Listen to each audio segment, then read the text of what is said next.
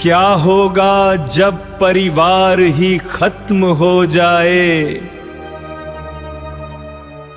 जब धर्म टूटता है तो समाज भी बिखर जाता है। श्रीमद् भगवद गीता के प्रथम अध्याय अर्जुन विषाद योग के श्लोक 38 से 42 अर्जुन युद्ध के भयंकर परिणामों और कुल वंश के विनाश से होने वाले दोषों का वर्णन कर रहे हैं। यहाँ इन श्लोकों की व्याख्या दी गई है। श्लोक 3, 8, 3, 9 लालच और विवेक का अभाव। श्लोक 38 यद्यप्येते न पश्यन्ति लोभोपहत्येतः कुलक्षय कृतं दोषम मित्रद्रोहे च पातकमेत। श्लोक 39 कथम न ज्ञेयमस्माभिः पापादस्मान् निवर्तितुम् कुलक्षय कृतं दोषम प्रपश्यद्भिर्जनार्दनत्। व्याख्या। अर्जुन कहते हैं कि यद्यपि लोभ के कारण दुर्योधन आदि का विवेक नष्ट हो गया है और वे कुल के विनाश या मित्र से द्रोह करने में कोई पाप नहीं देख रहे हैं, किंतु हे जनार्दन, हम जो इस विनाश के दोषों को स्पष्ट रूप से देख सकते हैं, हमें इस पाप से बचने का विचार क्यों नहीं करना चाहिए। श्लोक 40 कुल की परंपराओं का नाश। श्लोक 40 कुलक्षये प्रणश्यन्ति कुल धर्माः सनातनाः धर्मे नष्टे कुलं कृत्स्नं धर्मो विवर्त्यत। व्याख्या। अर्जुन तर्क देते हैं कि कुल के विनाश के साथ ही सनातन पारिवारिक परंपराएं, कुल धर्म भी नष्ट हो जाती है। जब धर्म नष्ट हो जाता है तो शेष बचा हुआ पूरा परिवार अधर्म की चपेट में आ जाता है।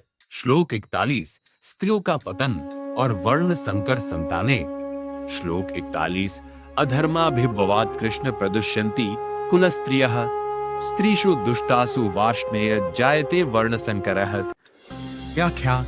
हे कृष्ण, जब परिवार में अधर्म फैल जाता है तो कुल की स्त्रियां दूषित हो जाती हैं। स्त्रियों के दूषित होने से अवांछित या वर्ण संकर जातियां संतानें उत्पन्न होती हैं। श्लोक 42 पितरों का पतन और नरक की प्राप्ति। श्लोक 42 संकरो नरकाय कुलज्ञानां कुलस्य च पतन्ति पितरो येषां लुप्त पिंडोदक क्रियाहत। व्याख्या। ऐसी वर्ण संकर संतानें कुल का विनाश करने वालों और पूरे वंश को नरक में ले जाती है। पितरों को श्राद्ध, पिंड और तर्पण पिंडोदक क्रिया मिलने के कारण उनका भी पतन हो जाता है। इन श्लोकों के माध्यम से अर्जुन अपनी दुविधा व्यक्त कर रहे हैं कि राज्य के सुख के लिए अपनों का वध करना सामाजिक और धार्मिक रूप से कितना विनाशकारी हो सकता है। क्या आप अध्याय 1 के शेष श्लोकों या भगवान कृष्ण के उत्तर अध्याय 2 के बारे में जानना चाहेंगे? जब लोभ और स्वार्थ बढ़ता है तो परिवार, संस्कार और समाज तीनों का पतन हो जाता है। इन श्लोकों में अर्जुन यह समझाते हैं कि लोभ, ग्रीड इंसान की बुद्धि को अंधा कर देता है। परिवार, कुल का नाश होने से धर्म और संस्कार खत्म हो जाते हैं। जब धर्म खत्म होता है तो अधर्म गलत रास्ता फैलता है। इससे समाज में अव्यवस्था और अशांति बढ़ती है। अंत में ये केवल वर्तमान नहीं बल्कि पूरे वंश और परंपरा को प्रभावित करता है। सीख। किसी भी निर्णय में स्वार्थ नहीं, धर्म और सही मूल्यों को प्राथमिकता देनी चाहिए। अगर आप भी जीवन में सही रास्ता चाहते हैं तो अभी सब्सक्राइब करें। जय श्री कृष्ण। अगर आप सच्चे ज्ञान के साथ हैं तो सपोर्ट करें। In verses 38 to 42 of chapter 1 Arjuna Vishada Yoga, Arjuna presents a logical argument to Krishna regarding the chain reaction of social and moral collapse that follows a great war. Verses 38 and 39 The blindness of greed. Translation. Arjuna says that even if the Kauravas, their hearts overcome by greed, see no evil in destroying the family or sin and treachery toward friends, why should we, who clearly see these crimes, not turn away from such sin? Explanation.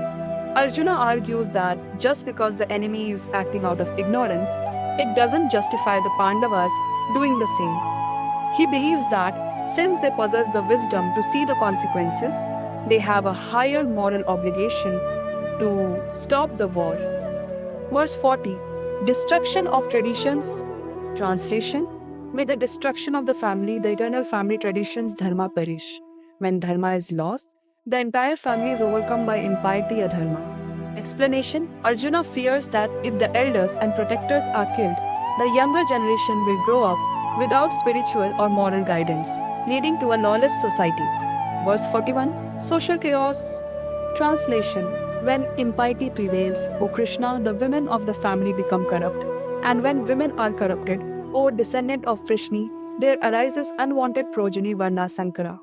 Explanation: Arjuna expresses concern that war leaves women vulnerable and unprotected. In the socio-cultural context of that time, the corruption of women referred to the breakdown of the marriage system and the birth of children who do not follow the family's spiritual and ethical lineages.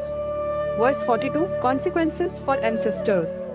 Translation: This chaos leads the family and its destroyers to hell. Their ancestors also fall, as the offerings of chawal, pinda and water are withheld. Explanation: According to Hindu tradition, descendants perform rituals to honor and sustain their ancestors. Arjuna argues that if the family lineage is broken or corrupted, these rituals will stop, causing the souls of the ancestors to lose their peace and fall from their spiritual state. Summary: Arjuna's logic here is focused on social stability. He is terrified that killing his kinsmen will cause a total collapse of the moral and social order. Saidev, would you like to see how Lord Krishna counters these arguments in chapter 2? Or should we continue with the final verses of chapter 1? Don't scroll without liking. This message matters. If you believe in dharma, show your support. Don't miss the next verse. Follow right now. Share this with someone who needs this today. Jai Shri Krishna. Radhe Radhe.